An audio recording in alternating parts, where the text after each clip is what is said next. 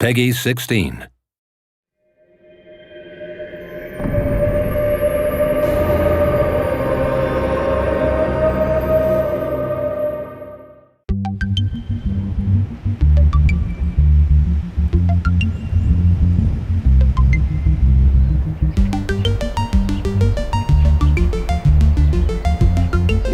An exciting time. And you know why it's so exciting? It's because we're actually changing Fable 3.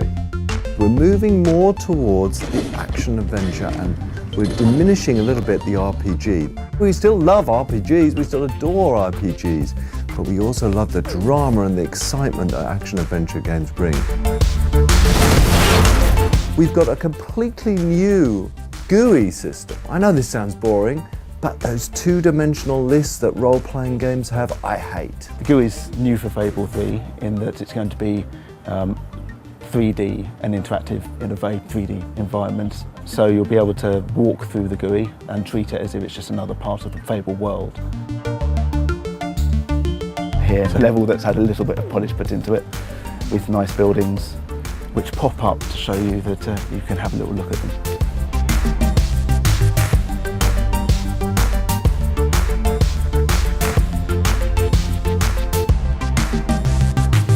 I want dressing rooms where I can change my clothes. I want armories where I can craft my weapons.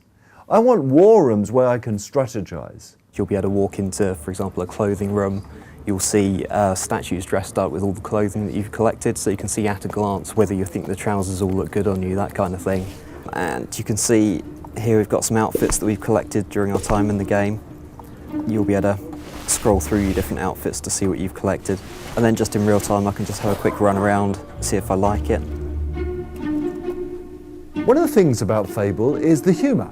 You know, people have said, it's a British humour, it's a bit like Monty Python. So we were inspired by that, and so we went out there and we got the most iconic Monty Python character ever.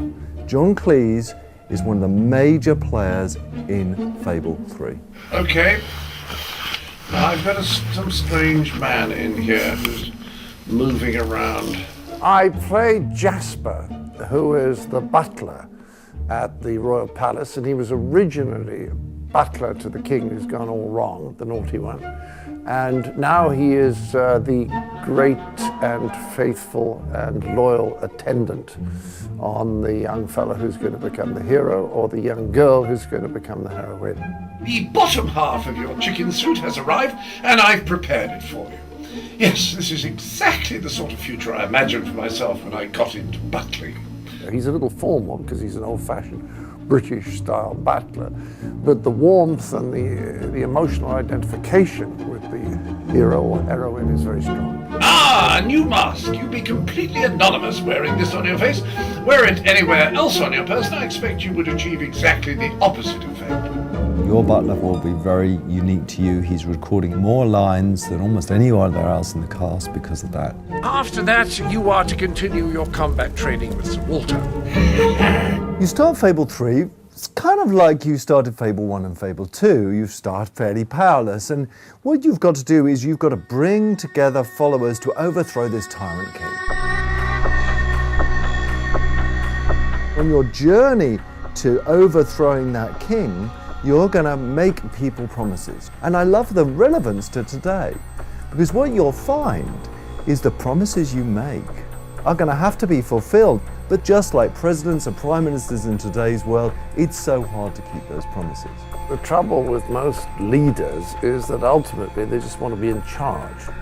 And they may cover it up under the feeling that they want to do good or make these changes, but basically they just like being top dog.